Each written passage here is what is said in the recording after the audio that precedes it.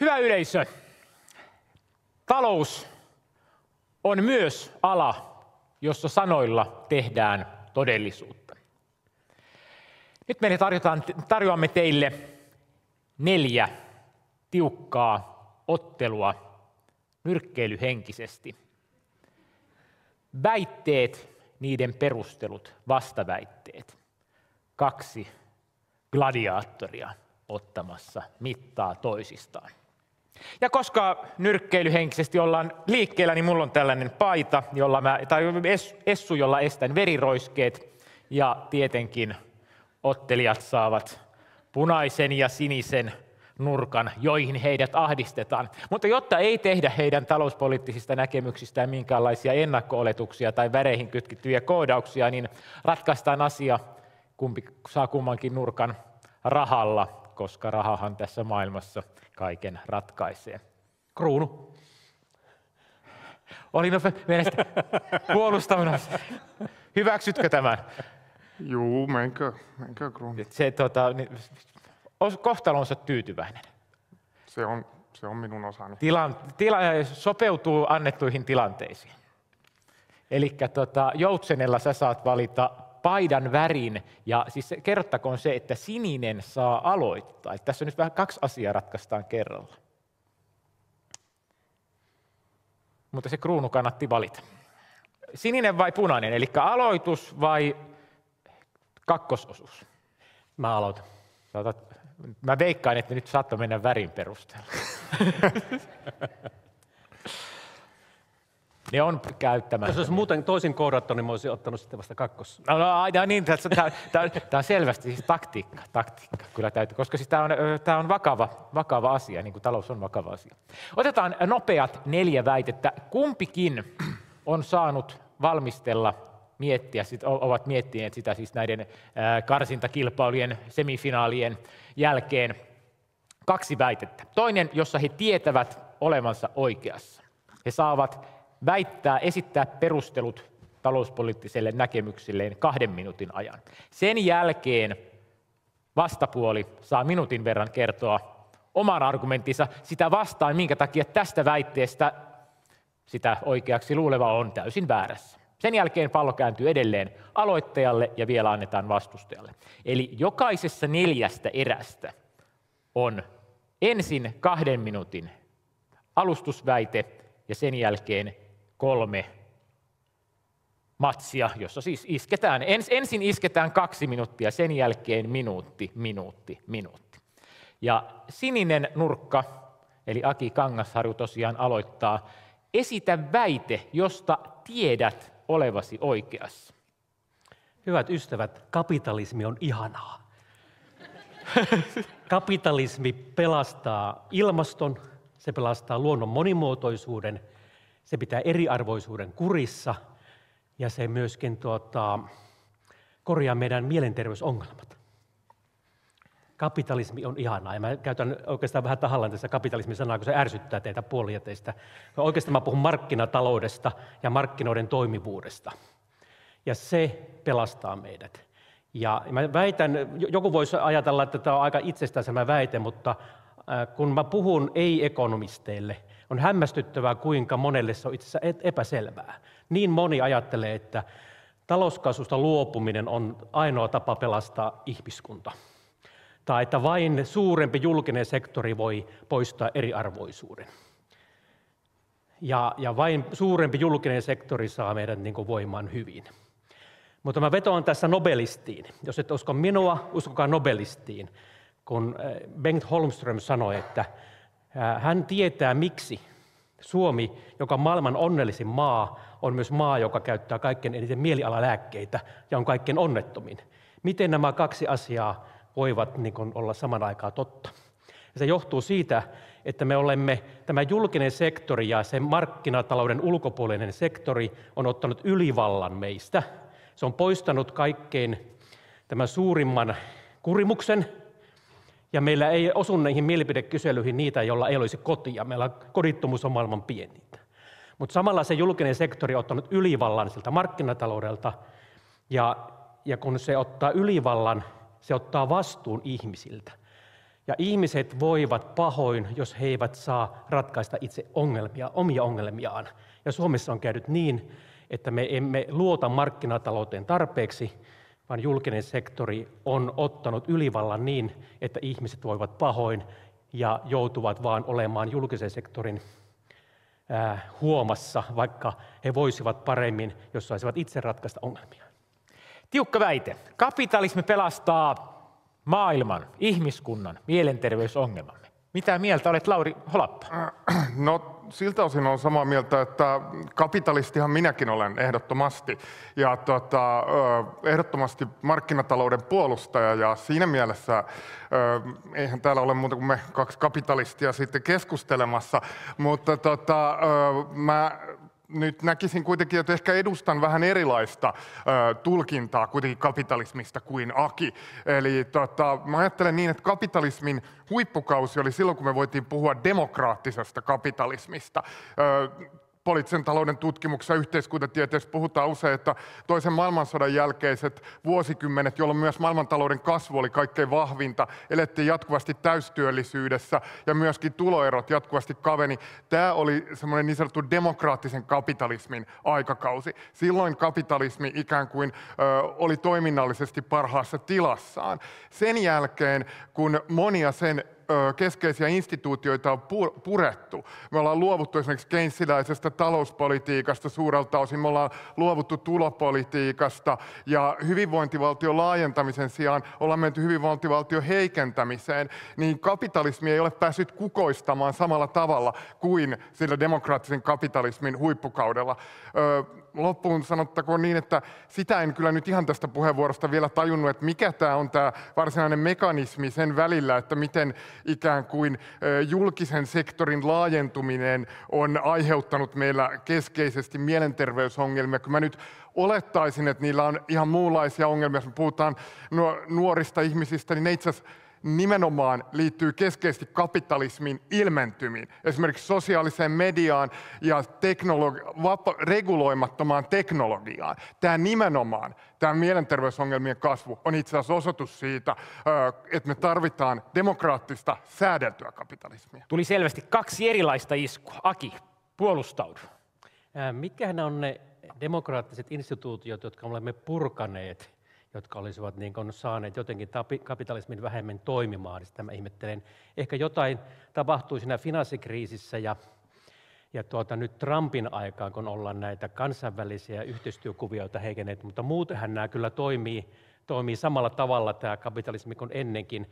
Se, että jos kapitalismilla on ongelmia Amerikassa, joka on totta, niin se ei tarkoita, että sillä olisi Suomessa ongelmia. Ja nyt me puhumme Suomesta ja Suomen hyvinvoinnista ja meidän hyvinvoinnista. Ja se ongelma, joka tästä julkisen sektorin ylivallassa tulee, se on se, että se hoitaa meidät kehdosta hautaan. Meidän ei tarvitse itse ottaa vastuuta tekemisistämme. Jos jäämme työttömäksi, yhteiskunta hoitaa. Jos jäämme sairaaksi, yhteiskunta hoitaa. Ja kun olemme kouluttauduttu julkisilla varoilla ilmaiseksi, niin sitten saamme vielä eläkettä. Ja sitten me ei tarvitse olla mistään huolissaan, ja siitä se tulee. Ja tämä ei ole minun väite, tämä on Nobelistin väite. Juu, Nobelista löytyy monen sorttisia, ja siinä missä Bengt Holmström näin väittää, niin toisaalta sitten taas itse asiassa moni muu taloustieteen nobelisti, sanotaan vaikka Joseph Stiglitz tai Paul Krugman. Joka on täys kommunisti muuten, by the way. Mitä?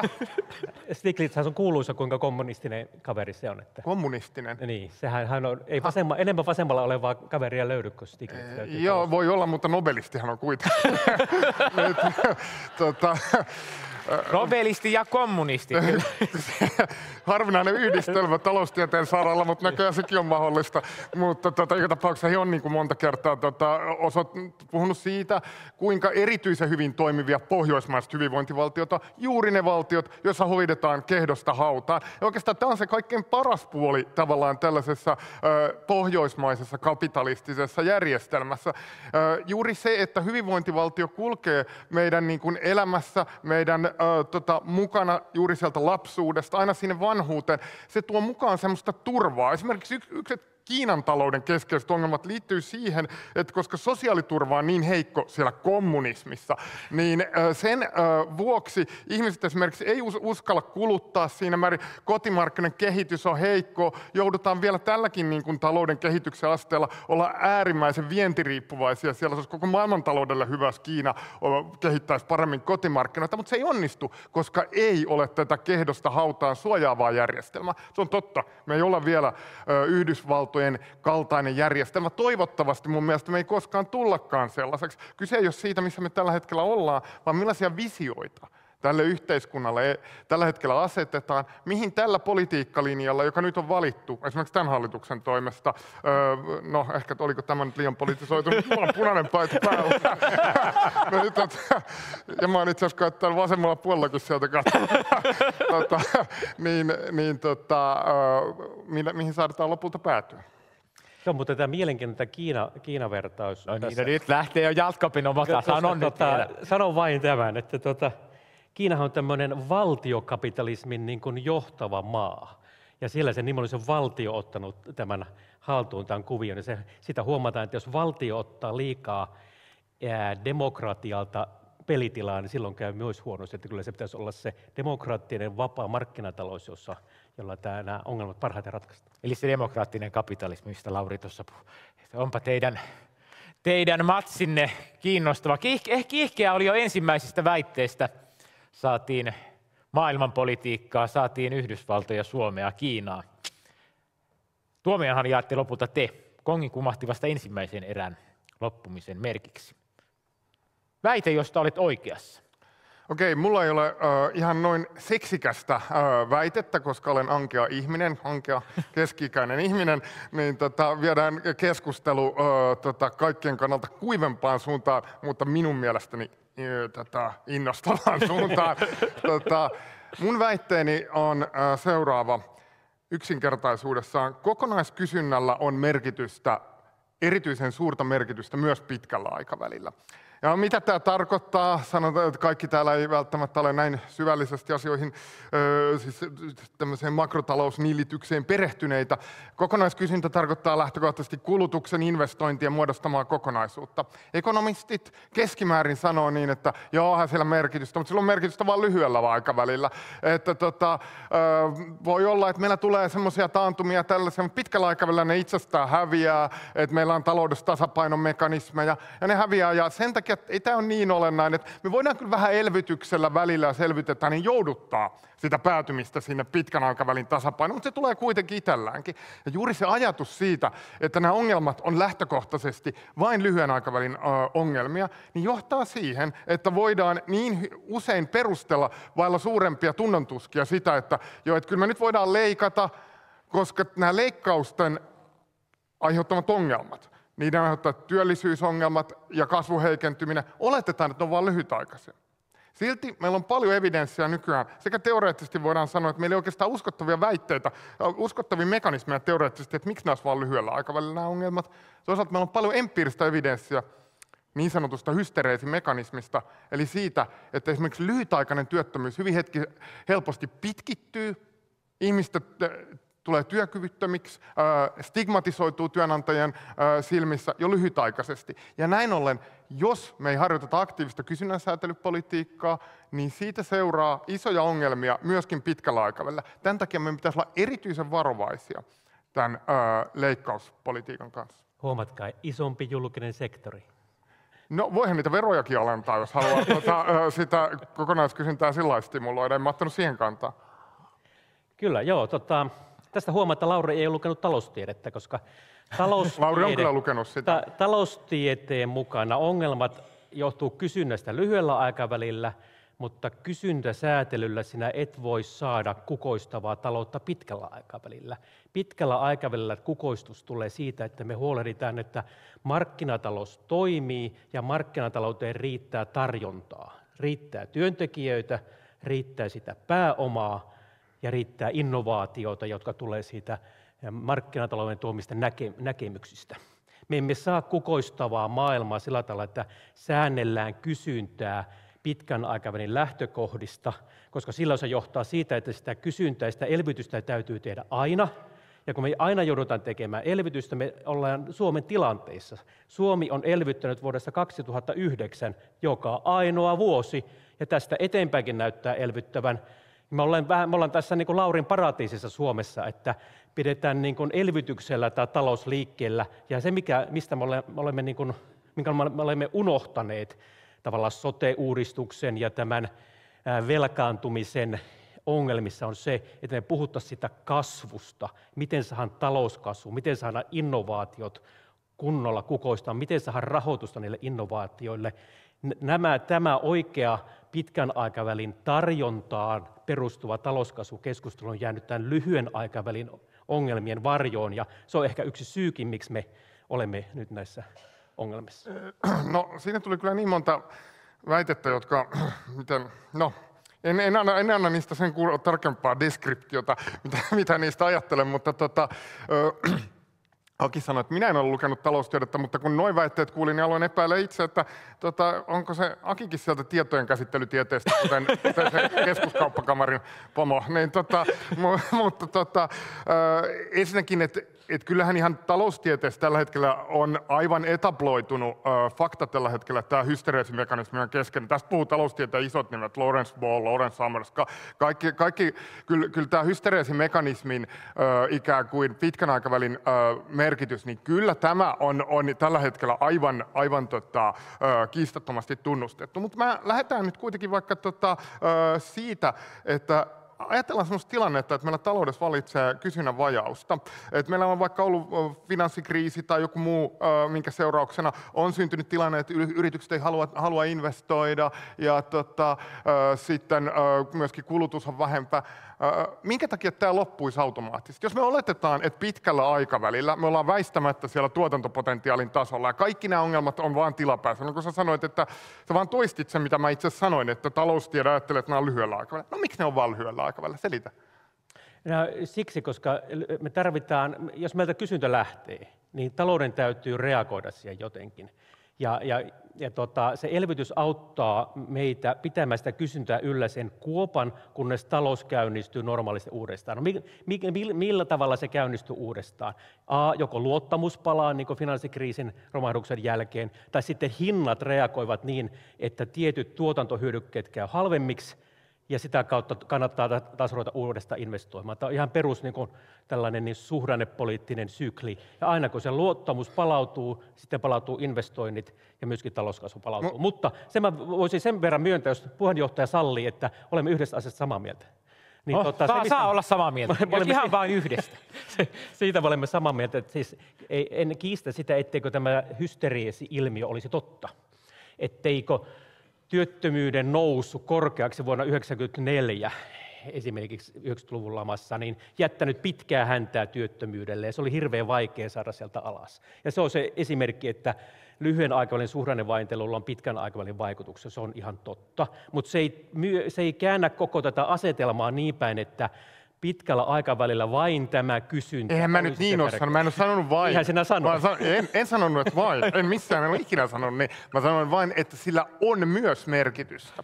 Mikä tarkoittaa sitä, että silloin ei voida suhtautua niin huolettomasti kokonaiskysyntään kuin ehkä Akillakin on. Minkä minä en ole sanonut. No sepä vasta olisikin, jos joku tulisi, että suhtaudun huolettomasti kokonaiskysyntään. Mutta se pointti on, että itse asiassa kyllä sä kuvasit ihan taloustieteellistä ajattelua, mutta taloustieteellistä ajattelua 1930-luvulta.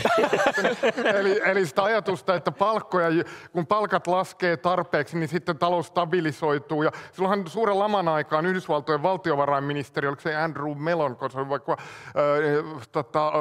oli, että meidän pitää puristaa mätätaloudesta ulos, missä oli nimenomaan ajatuksena se, että pitää saada palkat laskemaan ja kaikki kulutus alas ja semmoisella niin kuin ikään kuin kärsimyksen kautta tämä nousee. No ei noussut, itse asiassa tuli toinen maailmansota ja natsit pääsi Saksassa valtaan, mutta näistä detaljeista huolimatta, niin se itse asiassa nimenomaan se pointti, minkä Keynes aikanaan esitti, oli se, että nämä ei pääty automaattisesti. Juuri se luottamus ei koskaan palaudu, jos valtio ei puutu siihen tilanteeseen ja aktiivisilla päätöksillään saata sitä kokonaiskysyntää sinne tuotantopotentiaalin tasolle. Ei ole mitään automaattista mekanismia, joka sen tekisi. Ja sen takia me tarvitaan kysynnän säätely ei yksin riitä. Me tarvitaan panostuksia innovaatioihin, tutkimukseen, kaikkeen tähän me tarvitaan. Se on selvä. Me tarvitaan varmaan lisää myös työperäistä maahanmuuttoa. Nyt käytät jo kolmatta puheenvuoroa. Aki, saat ihan lyhyen vastaiskun vielä ennen kuin siirrytään seuraavaan. Mä en halua nyt antaa vastaiskua. Tämä vaan osoittaa siis sen, että lopulta niin ehkä nämä painotukset vaan niin tässä on. No ei nyt vielä, te ette vielä ala sovitella tässä, nyt ollaan vielä tiukassa kilpailussa. Kyllä Laurikin ymmärtää, että hän ymmärtää, että tarjonnassa lopulta on kuitenkin kyse. Kaksi tietojen tieteistä tulleet. Tässä oli väitteet, josta väittäjät tiesivät olevansa oikeassa. Seuraavaksi he saavat ottaa... Paitsi Lauri ei kyllä ollut, mutta... ottaa teesin, jossa he tietävät vastapuolensa olevan väärässä. Mutta kumpi tämän aloittaa? Saat, Lauri, nyt valita kolikon puolen. No se taisi olla sellainen tasapainotettu, että se on se kruuna, mikä kannattaa. Se on mun kolikka. Niin Klaava nyt kyllä tuli. Eli Aki, saat valita. Aloitatko vai, eli otatko seuraavan teesin esitysvuoron vai...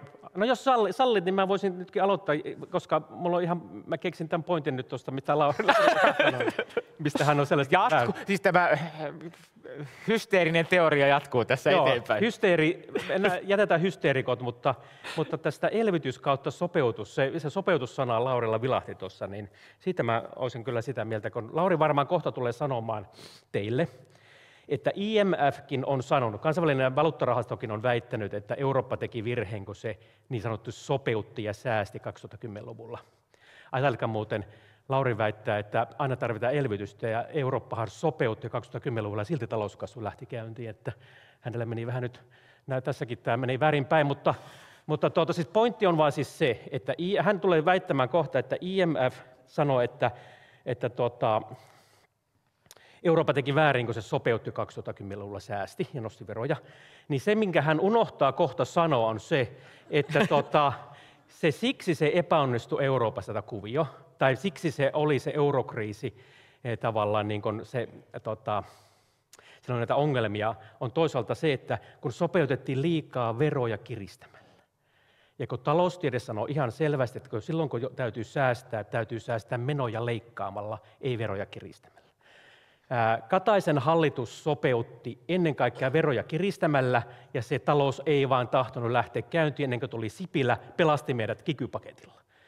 Nyt sitten Sipilä sen lisäksi, että teki hienon kiky-paketin, niin se sopeutti myös, mutta sopeutti menoja leikkaamalla, ei niinkään veroja kiristämällä. Ja talous kasvoi 2005 vuoden jälkeen joka vuosi sinne koronaan asti. Eli minä vaan sanon, että Laurin suhdannepolitiikka on väärää. Me tarvitaan sopeutusta, koska meidän täytyy saada julkinen velkaantuminen kuntoon. Okei, no mä en tiedä, nämä taisi olla nyt osittain Akin pään sisällä olevia mun väitteitä, mutta varmaan osittain voin olla jostain tuosta samaa mieltäkin, siis niistä väitteistä, mitä hän kuvitteli minun ajattelemaan. Mutta lähdetään nyt ensinnäkin siitä Kataisen hallituksesta. Sen linjahan oli nimenomaan se, että 50-50, menoleikkauksia ja veronkiristyksiä. Itse asiassa tämä on malliesimerkki siitä, kuinka epäonnistunutta tämä politiikka on. Syy sille, että minkä takia meidän velkasuhde, julkisen sektorin velkasuhde, on tällä hetkellä korkeammalla tasolla kuin Ruotsissa ja Tanskassa. Niin tätähän on höristy julkisuudessa, että että Marinin velkalaivaa, lää. Tämä on ihan tätä siis skeidaa. Se tosiasiallinen syy, missä se erkaantuminen tapahtui, se oli 2010-luvun alkupuoliskolla. Nimenomaan, kun finanssikriisissä sakkasi talous kaikissa Pohjoismaissa, kaikkialla maailmassa. Mutta sitten finanssikriisin jälkeen nimenomaan Ruotsi ja Tanska päästi kiinni kasvuun, mutta meillä Suomessa talouskasvu romahti, heikentyi. Ja nimenomaan, mitä silloin tehtiin, harjoitettiin kiristävää finanssipolitiikkaa. Siinä Aki on oikeassa, että itse asiassa Sipilän hallitus ei kokonaistasolla harjoittanut kiristävää finanssipolitiikkaa. Siinä oli menoleikkauksia selkeästi vähemmän kuin tällä hallituksella niitä oli, ja sitten niitä kompensoitiin veropoliittisilla toimenpiteillä. Mutta sen sijaan se sinipunahallituksen talouspolitiikka oli selkeästi kiristävää. Mikä oli sen seuraus? Se, että velkasuhteet kasvoi. Ja sitten siitä IMF:n tutkimuksesta, siinä oli toikin pointti, että pitäisi, tämä sopeutus pitäisi tehdä niin kuin menopuolella. Sitten siinä on se toinen pointti, että itse asiassa nämä sopeutusperiodit eivät maailmanhistoriassa ole juuri koskaan onnistuneet. Siinä tutkittiin, World Economic Outlook 2023, tutkittiin erittäin laaja joukko sopeutusperiodeja eri maista, ja sen todettiin, että näillä on negligible vaikutus ollut historiallisesti. Negligible, mitätön vaikutus velkasuhteisiin. Niin, miksi se oli mitätön? Siksi, kun ollaan käytetty liikaa niitä verojen korotuksia. Se on se pointti, että täytyy tehdä se sopeutus menoja leikkaamalla. Mutta se, mikä unohtui vielä tästä 2010-luvusta, on se, että miksi sitä on kritisoitu ja kritisoidaan niin kuin Laurin ja hänen kumppaneensa puolesta on tosiaan se, että oltaisiin sopeutettu liikaa, mutta ollaan myös unohdettu, että mikä on se vaihtoehto. Euro oli oikeasti hajoamassa. Siinä oli myös pakko tehdä varsinkin Kreikassa näitä kovia säästöjä. Ja nyt Kreikassa on jo tällä hetkellä vähemmän velkaa per asukas kuin Suomessa. Eli Kreikkakin on lähtenyt hienosti tästä kasvuun. Vähemmän velkaa per Suomessa. Okei. Kreikan velkasuhde on huomattavasti korkeampi kuin Suomessa. Siis velka per asukas. Okei. No, mutta velka siis siellä on niin kuin hallinnassa ja laskusuunnassa ja Suomessa on kasvussa. Ja se sopeutus siis täytyy tosiaankin tehdä taantumien ulkopuolella. Siinä mä oon ehkä samaa mieltä, että 2010-luvulla se ylipäätään sopeuttaminen tehtiin vähän liian ehkä etupainotteisesti, mutta kun se olisi tehty vähän niin kuin mutta siinä oli sitten se eurokriisin ja euron hajoamisen mahdollisuus, että oltiin vähän niin kuin puun ja kuoren välissä. No, mutta se euron hajoamisen mahdollisuushan nimenomaan liittyy siihen liian tiukkaan leikkauspolitiikkaan. Juuri se, että Kreikka olisi lähtenyt eurosta, siitä olisi tullut jonkinlainen dominovaikutus, niin tämähän nimenomaan oli kytköksissä siihen leikkauspolitiikkaan. Ja itse asiassa se ainoa tekijä, joka tämän pelasti, oli sitten se, että EKP:n pääjohtaja vaihtui ja sinne tuli Draghi pääjohtajaksi ja hän sitten nimenomaan piti tämän kuuluisan puheensa, että whatever it takes, eli toisin sanoen EKP julisti tämän OMT-ohjelman, mikä käytännössä tarkoitti sitä, että EKP on valmis loputtomasti ostamaan valtioiden velkakirjaa, jos mutta se ei lopettanut Kreikan sopeutusta, se kuitenkin sopeutusohjelma jatkui siellä. Joo, ja sen aiheuttamat sosiaaliset seuraukset on ollut aivan katastrofaalisia. Työttömyyshän on noussut valtavalle tasolle, kaikki ne terveydelliset ongelmat, mitä siitä on seurannut. Kreikan yhteiskuntahan on monelta osin romahtanut sen seurauksena. Se on totta, että nyt tällä hetkellä he ovat päässeet siihen kasvuun, kuten laajemminkin Etelä-Euroopassa, mukaan viimein niiden kaikkien kituliaiden vuosien jälkeen, ja se on hyvä asia, mutta mikään ei poista sitä, etteikö se politiikka, jota silloin harjoitettiin, ollut hyvinkin väärää. Ja se politiikka olisi voinut olla toisenlaista, jos oltaisiin käytetty toisenlaisia eurooppalaisia instrumentteja, esimerkiksi eurobondeja, tai me oltaisiin sitten EKP olisi muuttanut politiikkaansa jo kuinka moni olisi halunnut ruveta maksaa vielä lisää Kreikan velkoja? No niin, herra Jumala. Seuraavaksi Italia ikkunaremontit. Nyt ollaan kyllä jo kohta TV-vaalidebattien tasolla. Siihen lauseeseen onkin itse asiassa hyvä päättää. Ja Lauri, mistä Aki on väärässä? Aki on väärässä puolustaessaan voimakkaasti suomalaista menokehysjärjestelmää, valtiontalouden kehysjärjestelmää. Mä oon nähnyt Akilta useamman puheenvuoron, jossa Aki on ollut suhtautunut hyvin sapekkaasti minkäänlaiseen toimenpiteisiin, joita saadaan kokenut. Tässä Lauri on oikeassa. Joo, kyllä, ja sä olet väärässä. mutta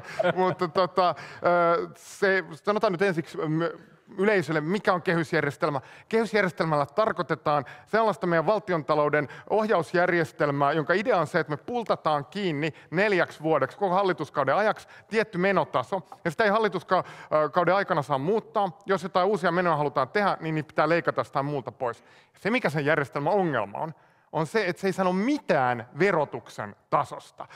Eli toisin sanoen se suoraan jopa kannustaa täysin holtittomiin veronalennuksiin, koska sä et voi tavallaan, siitä ei seuraa mitään sille järjestelmälle, vaikka tehtäisiin kuinka laajoja veronalennuksia. Ja toisaalta sellaisissa tilanteissa, kun sit tulee joku yllättävä, usein 4 vuoden aikana tulee jotakin yllättävää, niin monesti hallitukset on melkeinpä pakotettuja tekemään veropoliittisia ratkaisuja, vaikka menotason menopuolen toimenpiteet voisivat itse asiassa olla parhaita ja tehokkaimpia. Tämähän tapahtui tämän energiahintapiikin yhteydessä erityisesti, jolloin piti näitä kompensatorisia toimenpiteitä miettiä. Ja silloin itse asiassa monet ekonomistit nimenomaan, olisiko varmaan teiltä Etlastakin ollut ihmisiä, jotka sanoivat, että nyt tarvittaisiin nimenomaan menopuolelle jotain tarkkaan kohdennettuja toimia. No eipä voitu tehdä, koska on kehysjärjestelmä, mutta sen sijaan veropuolellahan voidaan tehdä, mikä on usein paljon kalliimpaa ja kankeampaa.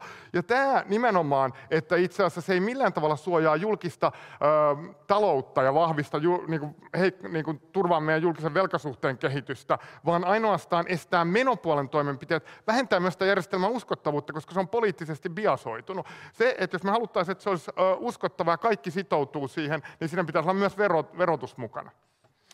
Joo, tästä huomataan tämä Laurin asenne julkisen talouteen, että menokehyksiä ei tarvittaisi.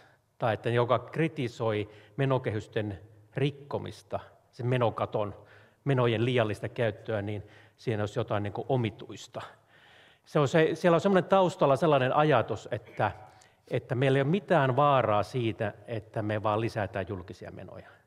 Eli on sellainen ajatus taustalla, että julkinen sektori on aina täysin tehokas kaikissa, mitä se tekee. Esimerkiksi sotesta ei voi säästää, soteen tarvitaan aina lisää rahaa.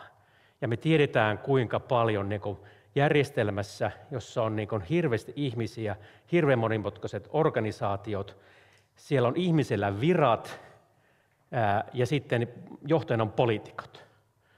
Ja sitten on vielä ne rahankäyttäjät, niiden tehtävä on käyttää sitä rahaa. Sote-johtajien tehtävä ei ole säästää rahaa, vaan käyttää tietenkin niihin hyvin tarkoituksiin sitä rahaa.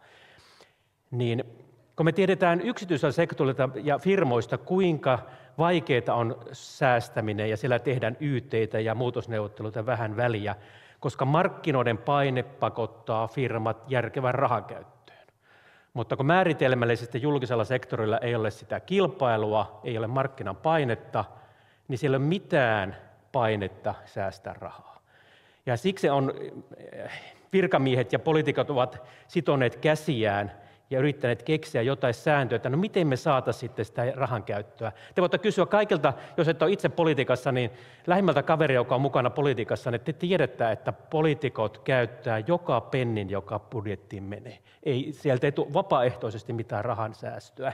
Niin me tarvitaan näitä suitsia poliitikollisia rahan käyttöä, että tulisi se järkevä rahan käyttö jostain, koska sitä markkinaa ei siellä ole.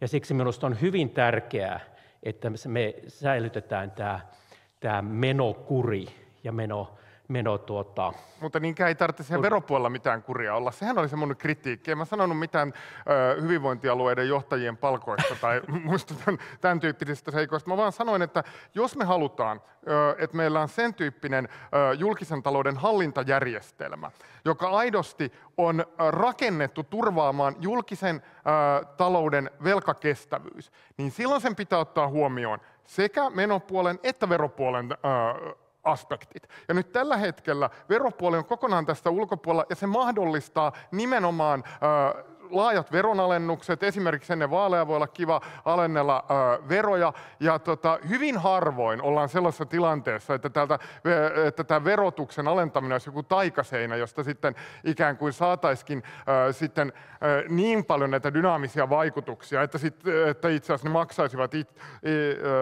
itsensä takaisin. Että toisin sanoen ongelma tässä järjestelmässä ei ole siinä, etteikö meillä ole, kyllä me jonkinlainen varmasti julkisen talouden hallintajärjestelmä totta kai tarvitaan, mutta sen pitää olla tasapuolinen sen järjestelmän ja semmoinen, että se ei turvaa mitään sektoraalisia tai poliittisia intressejä, vaan nimenomaan sen julkisen talouden ikään kuin stabiliteettia. Joo, mutta Lauri, meillähän on kuitenkin de facto myöskin veropuolella tämä jarru olemassa. Vaikka meillä ei ole verokehyksiä, niin meillä on kuitenkin julkisen talouden suunnitelma, jossa on velkatavoite. Ja velkatavoitteeseen pyritään sitten vuosittaisella tavoitteella niin, että me saadaan nämä menot ja tulot, eli menot ja verot, sillä tavalla pikkuhiljaa tasapainottumaan, kun nyt sillä on se alijäämä niin suuri. Ja se tulee näistä velkatavoitteista, kun me asetetaan, niin myöskin käytännössä meille se verotavoite, koska me tiedämme, meillä on menokatto ja se tulee menotavoite ja sitten se alijäämä tulee sen mukaan, että minkälaista verotus on, niin se meidän velkatavoite siellä tulevaisuudessa de facto meille määrittää myös sen verouraan. Eli kyllä meillä se verotus on myös mukana mutta toihan tässä. riittäisi myöskin menopuolella ihan yhtä hyvin. Minkä takia meillä pitää olla menopuolella sitten tämmöinen erillinen järjestelmä, joka pulttaa siellä paljon tiukemmin kiinni ne asioita, kun taas veropuolella riittää pelkästään tämä julkisen talouden suunnitelma. No se tulee kato siitä, se tulee kato näitä poliitikkojen rahankäytöstä, että kun ne haluaa hassata ne kaikki rahat, mikä ne annetaan. Niin nyt tehdäänpä tämä asia itse asiassa selväksi, että tämähän ei pidä miltään osin paikkaansa. Jos esimerkiksi katsotaan keskustelua ennen näitä vaaleja, niin nimenomaanhan meillä oli valtavaa populismia sen suhteen, että kuinka suuressa ikään kuin julkisen talouden kriisissä me oltiin, ja puhetta siitä, että niin kuin annettiin ymmärtää, että ikään kuin Suomen muista Pohjoismaista erkaantunut velkakehitys oli seurausta Marinin hallituksen menopuolen päätöksistä. Nämähän oli nimenomaan, eli se, millä yritettiin kalastella ääniä, oli itse asiassa nimenomaan se leikkauspolitiikka, koska suomalaisiin on iskostunut hyvin syvään sellainen velkapelko ja toisaalta sellainen ajatus, että meillä on holtitonta ikään kuin rahankäyttöä. Eli tällä hetkellä meillä itse asiassa nimenomaan voidaan menestyä vaaleissa puhumalla ikään kuin tilanteeseen nähden ylikireän finanssipolitiikan ja ennen kaikkea hyvin niin kuin aggressiivisten leikkausten puolesta. Et eihän mikä tavallaan... Sehän olisi itse murha mennä vaaleihin sillä lailla, että suhtautuisi jotenkin edes asteen verran miedommin johonkin finanssipolitiikan linjaan. Vielä tähän, Aki, nopea vastaus. Vai onko vielä syytä vastata? No en mä tiedä. Me tarvitsemme kuria talouspolitiikkaa, se on joku fakta. Ja se täytyy jollain tavalla tehdä. Ja meillä on menokehys, meillä on tavoitteet. Ja nythän, vaikka se ensimmäinen vuosi nykyisellä hallituksella, sehän meni vähän reisille, kun siellä nämä tavoitteet lähti kärsimään, niin nyt tänä keväänä otettiin lusikka kauniiseen käteen ja arvonlisäveroa nostetaan 1,5%. Miksi? Sen takia, että halutaan velkaantuminen kuriin, että kyllä täältä selvästikin tämä kuri on löytymässä. Pidetään tämä linja vaan. Kurituksella saadaan ääniä, näinkö tämä nyt oli? Oli tämä niin ihme masokistinen. Suuret kiitokset Aki Kangasharju, Lauri Holappa. Hikeä selvästi pyyhkitä, ei onneksi veriroiskeita tullut tänne asti. Yleensä tällaisen ottelun jälkeen kysytään, että miltä nyt tuntuu, mutta mä en kysy sitä. Mä kysyn sitä, että kun te muualla kuin tässä keskustelette, vaikkapa siellä A-studiossa, näistä asioista, niin kuinka paljon se on retoriikkaa? Kuinka paljon te mietitte sitä, kuinka te saatte asiat, miltä te saatte asiat näyttämään? En mä mieti, että miltä se saisi näyttämään, mutta mä yritän sanoa mahdollisimman selkokielisesti. Siinä mielessä mä yritän miettiä, että mitä mä sanon, mutta en mä yritä niin kuin, vaikutuksia, siis sillä tavalla, jos ajattelet retorisia sitä, keinoja. Niin, retoriset keinot rajoittuu siihen, että olisi mahdollisimman mökinmummolle ymmärrettävä. Mutta mä huomasin, että sä käytit myös liikehdintää. Tässä on, meillä on nyt A-studiossa. Sä puhuttelit suoraan yleisöön. Nyt teillä on A-studiossa, nyt mä laitan kaiken peliin. Kyllä, selvästi heittäytymistä. Entä Lauri? No, kyllä tuo on selvää, että tietysti asioita pitää yksinkertaistaa, jos haluaa, että viesti tulee laajasti ymmärretyksi. Mutta kyllä mä nyt väittäisin, että lähes jokainen, joka sinne menee, niin miettii ehkä muitakin retorisia keinoja. Kyllähän Akillakin on ollut rapsakkaita lausuntoja välillä, mitä on varmaan jälkikäteen pitänyt vähän selvitellä jossakin julkisuudessa. Olisiko ollut joku Pohjois-Korea-vertauskin jossain vaiheessa tällaista. Kyllä ne taitaa olla kuitenkin sellaisia retorisia... No muuten ainut kerta, kun mä julkiset sanoin, että nyt tuli tehtyä, nyt meni vähän niin kuin överi. Sehän on kuin Paavo Väyrysellä, että vaan yhä yksi sen mä tein tahalleen, mutta sitten muitakin ehkä skandaaleita, mutta niissä on ollut kyllä, väittäisin, klikkijournalismista kyse. Mutta one-linerilla pääsee otsikoihin. Kyllä. Mutta se ei ollut mikään kritiikki siis sinänsä, mä vaan niin tarkoitan sitä, että usein ehkä varmaan motivoi ketä tahansa asiantuntija, joka menee keskusteluun, että ajattelee, että okei, joku huoli tilanteesta, haluaa saada jonkun viestin lävitse, joka ajattelee, että on niin tärkeää, niin se, että totta kai se on yksinkertaistamista, mutta totta kai voi miettiä niin sitä, että no minkä tyyppisellä pointilla tai minkälaisella vertauksella se menee helpoiten läpi, että ei siinä nyt ole mun mielestä mitään pahaa, että sellaisia asioita miettii. Hei, on aika julistaa voittaja nyrkkeilykilpailun tapaan. mä nyt ihan diktatoristi tämän teen. Hei, me kysytään, ollaan demokratiassa kuitenkin. No, ollaan demokratiassa, eli otetaan huutoäänestys. Ensimmäisenä nyt tämä suulla siniseen paitaan pukeutunut kaveri tässä. Keiden mielestä Aki Kangasharju oli tämän ottelun voittaja? Huutaa nyt niin kovaa kuin jaksaa huutaa. Ja sitten laitetaan desibelimittari tötterölle Laurin puolesta. Huutakaa nyt. Ja siltähän se kuulostaa, että voittaja... Suuret kiitokset. Muistakaa vesilasit.